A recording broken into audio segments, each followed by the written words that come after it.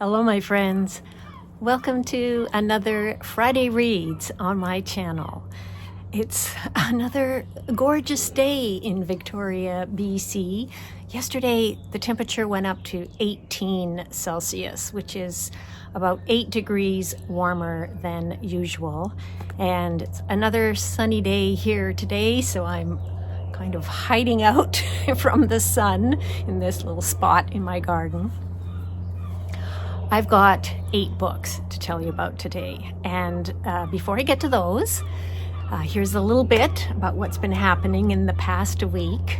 April is Poetry Month. And on April 12th, I was at the announcement of a new poetry prize. I made a separate video about that, so I will link it below.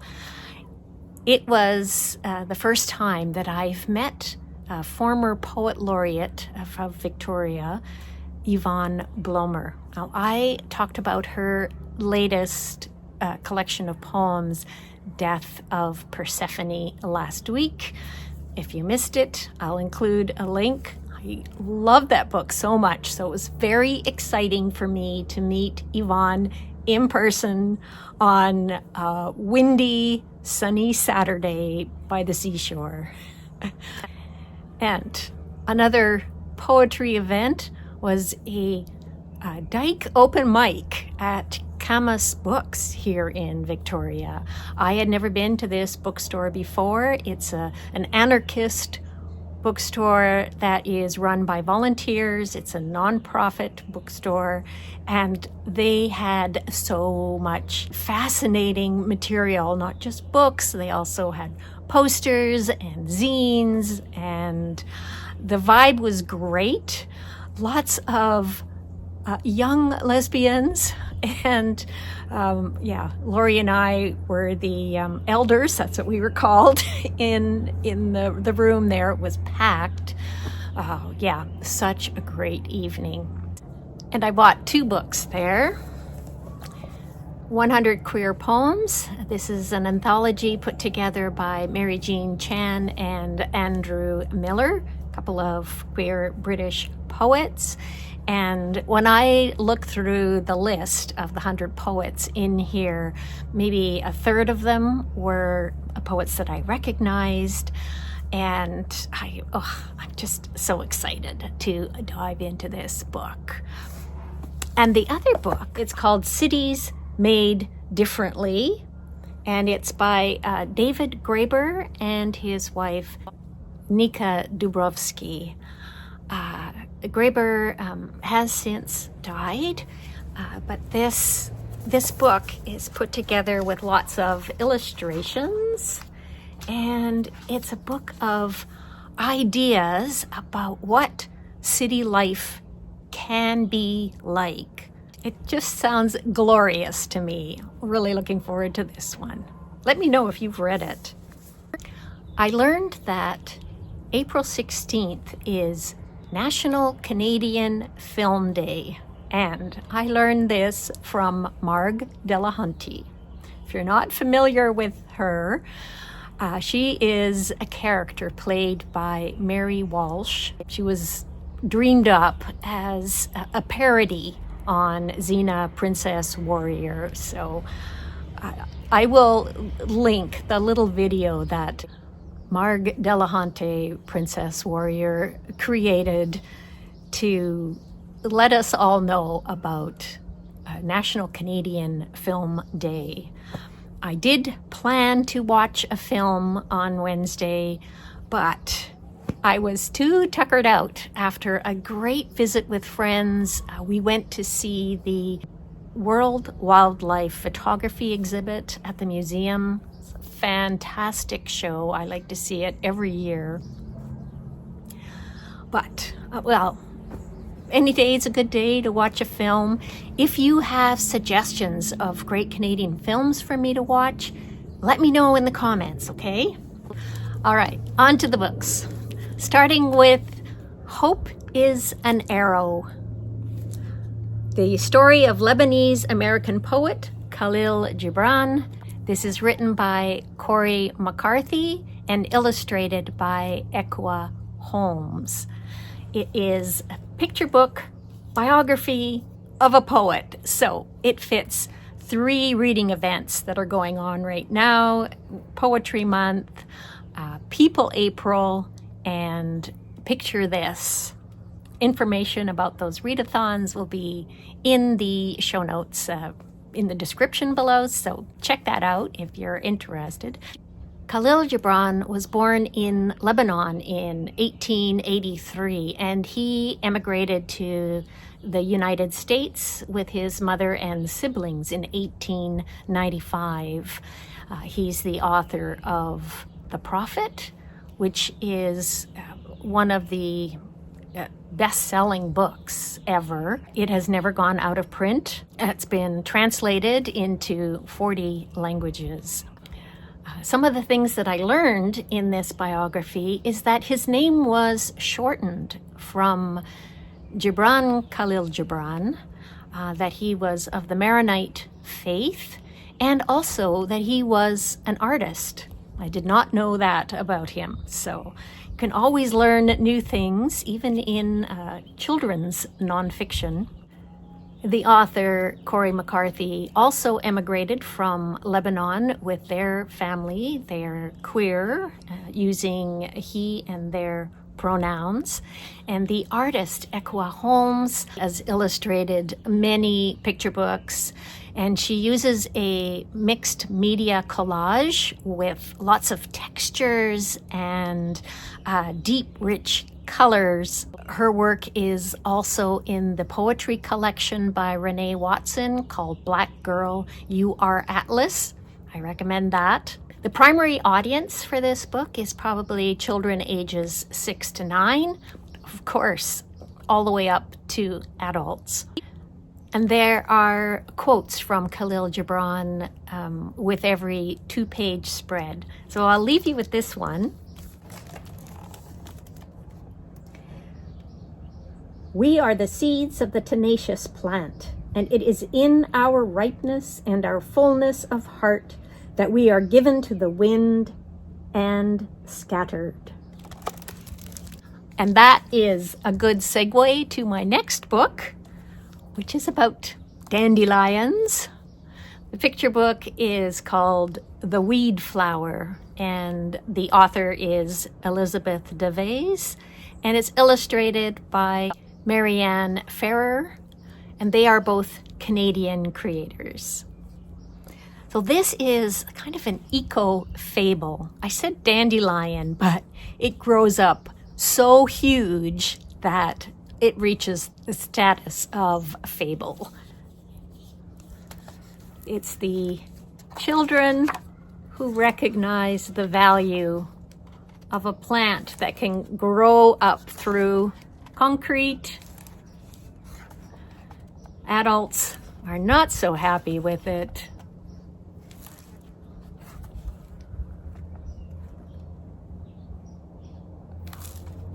But there is power in a dandelion. Look at those end papers. Isn't that pretty? The Weedflower. Got a little segue here into dandelions because it is dandelion season right now, and I love dandelions so much. I know I've mentioned this on my channel before. I use every part of the dandelion. So with the flowers recently, I have made dandelion syrup, and I've made muffins, blueberry muffins with lots of dandelion petals in them. Turned out really well. I've been cooking the leaves and the buds. The buds are my absolute favorite. If you are new to eating dandelions, I suggest you start with the buds. You can put them on pizza, you can mix them in with a sauté, put them in salad. I also use the roots. The latest batch of roots that I chopped up and roasted, I almost burnt. It was like just... I caught it just in time, and I make a roasted root beverage from the roots. So that's my little dandelion promotion. Let me know if you're a fan of dandelions too. back to the books.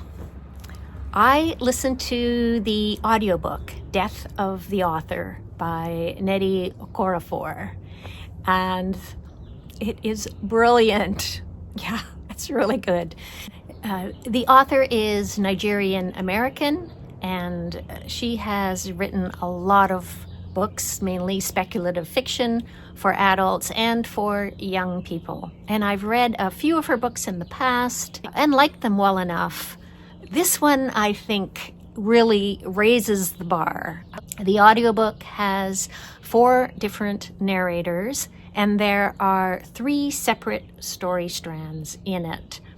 There's the central character is a paraplegic Nigerian American woman named Zelu, and she writes a novel called Rusty Robots. It's speculative fiction, and it becomes a huge bestseller. They make a film out of it, and so it's what happens to her and her place in her large family, who are always into each other's business, is a really intriguing aspect of this novel as well. Zelu is a prickly character. She's adventurous. She feels underappreciated by her family, who's overprotective of her. So yeah, that's one storyline. Then there's another storyline that's a series of interviews. Zelu's family is various people in her family, or people who know her, are interviewed about her. So we get those portions throughout. And then there's Rusty Robots. So excerpts from this book itself form the third strand. So kind of like a story within a story. The theme of storytelling makes this so engaging, and it's a really imaginative kind of book. I found myself sunk right into it, totally immersed. Now, the rest of the books that I have to tell you about, there's 5 of them, they all relate to People April because they are all memoirs. Well, DeborahLevy's The Position of Spoons and Other Intimacies is kind of memoir, kind of essays about her thoughts on writing and being a writer, and just plain playfulness that kind of reminded me in a way of Amina Kane's essays and Danielle Dutton's writing as well. She talks about her muses and a whole bunch of other topics. She made me want to read J.G. Ballard and Anne Quinn and Violette Leduc. Oh, here's what she says about Violette Leduc. Leduc also knew something that lesser writers do not know. She knew the past is not necessarily interesting. 8 lines into La Bâtarde, she writes, "There is no sustenance in the past." This made me laugh because I was on page 1 with 487 pages of the past to go. She was clever, though, to observe so soon into her life story that there is no sustenance in the past is to give the past an edge, to make us curious about what the past lacks in sustenance for the narrator. What is the past anyway? What kind of place is it? Yes, it's a series of events that happened before now, but the past, like writing, is mostly a way of looking. And another book by Violette Leduc is The Lady in the Little Fox Fur. Levy writes, "Life, like language, is coherent and incoherent. Leduc folds into the texture of her narrative the strange in-between bits of experience." And she says, "Literary provocateurs have always written rather peculiar books, and great publishers have always published them." Yeah. I really want to read The Lady and the Little Fox Fur. Last year, I read Marguerite Duras for the first time. I read The Lover. The purpose of language for Duras is to nail a catastrophe to the page. Wow. And she has a lot of humor as well. One of these pieces is a telegram to a pylon transmitting electricity. She has ekphrasis. There's a piece about the painting Mona Lisa, which starts, "Her hair looks uncared for under her hood. She probably has lice. I know she's too thin. If she took off her dress, you'd see her ribs. Her breath smells of sour milk. Her lips scare me. Her face is irradiated with light. I want to kiss her just under her mad right eye." And another essay is the psychopathology of a writing life. The first line, "Fiction is a good home for the reach of the human mind." Yeah. Later, "The point of life is to tune in to all its dimensions, including the ecology of the natural world." And that just resonates so much with me. I love this. Next, I've got another audiobook. I'm Laughing Because I'm Crying. It's by Youngmi Mayer, and it's read by the author. Youngmi is a biracial, bisexual, stand-up comedian. She was born in the US, but grew up in Korea and Saipan, and then moved back to the States as an adult. Her father was white, American, and her mother is Korean. She uses a lot of Korean words in here and explains them. Youngmi uses a lot of strong language, and if this bothers you or offends you, that's something to keep in mind, especially if you're going to be listening to the audiobook. It doesn't bother me at all, but I just thought I should mention that. There's all kinds of interesting things that she talks about, especially relating to misogyny and racism, like the time that her white teacher in Saipan accused her of plagiarism with a piece of writing that she submitted. This particular teacher had a child wife who was from Thailand. Youngmi said she didn't argue with that teacher about, whether she had plagiarized it, because she realized that convincing him that she had written it would also require her to convince him that she was a human being and that his child bride was also a human being. She was sure that he would not be able to process that. And she says, "I know this kind of man because my father is this kind of man." And where she got the title for her memoir, I'm Laughing Because I'm Crying, I'll let you discover that on your own. Next, I have a graphic memoir, Something Not Nothing. It's a story of grief and love by Sarah Leavitt. She's a Canadian cartoonist. One of her previous books was also a memoir called Tangles, and it's about her mother's early onset Alzheimer's diagnosis. In this one, she talks about her partner, a woman named Donamo. They were together for 22 years. Donamo had lived for years with extreme pain and decided to die a medically assisted death. And this is Sarah Leavitt's emotional response to that, and how she felt over time. Her drawings are often quite abstract, and she does use color as well as black and white. I love that wild bleeding hearts are on the cover. I've got this same plant is blooming in my garden right now. It's a BC native wildflower.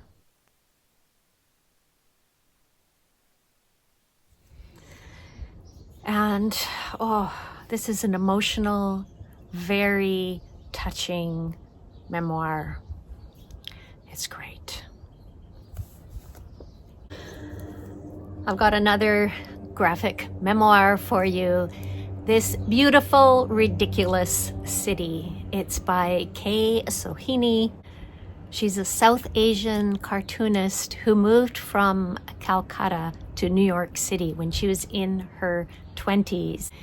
She was escaping an abusive relationship, and I was really taken by the way she describes her English language education in India, and she wonders if she would have been taught in her native language, Bengali, would her whole sense of self have been different? Would she have felt the same way as she does about New York City?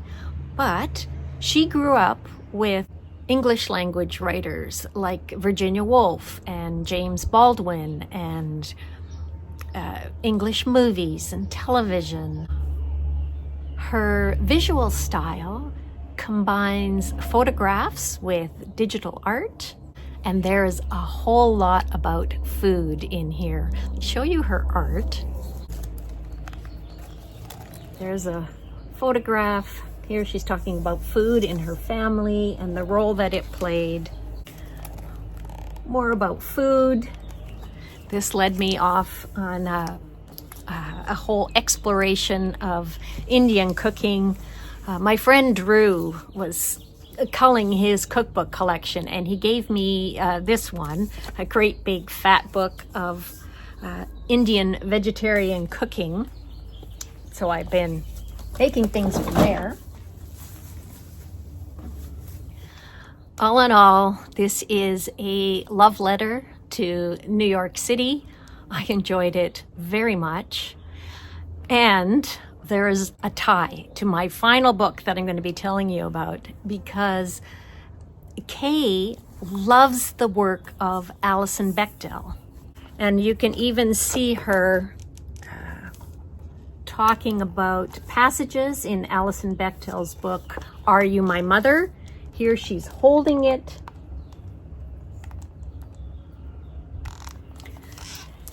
And that is a book that my feminist book club discussed earlier this month. It's the last book that I have to tell you about, graphic memoir. It's the third time that I have read it. I am a huge fan of Alison Bechdel. Her first memoir, Fun Home, was about her relationship with her father, about her coming out, and about her father being gay. This one is about her relationship with her mother. There's a lot more text in this than there was in Fun Home. And her relationship with her mother is so poignant because, for example, from the time that she was 7 years old, her mother said to her, "You're too old to be kissed goodnight now." And throughout her growing up, her interactions with her mother seemed like they never quite satisfied what Alison wanted from her. And I think what makes this book so especially poignant is that Alison comes to the realization that what she's always wanted from her mother is something her mother is not capable of giving her. And sometimes you just have to accept that. Still, the creation of this book, and also a fun home, is also described in the book. So, for example, how she transcribes conversations with her mother when she's talking to her on the phone. She sends her chapters and gets comments back from her mother about them. There's just so many layers in here, and I love this book with all my heart. Yeah, fantastic. And that's all I've got for you today. So thank you so much for watching. Please do say hello in the comments. I always love to hear from you. I love to hear what you're reading. Tell me if you've read any of these. Are you participating in People April and Picture This, the picture book readathon? Stick around if you want to see a few images of fruit trees that are currently in bloom here in Victoria. I'll see you again soon. Bye for now.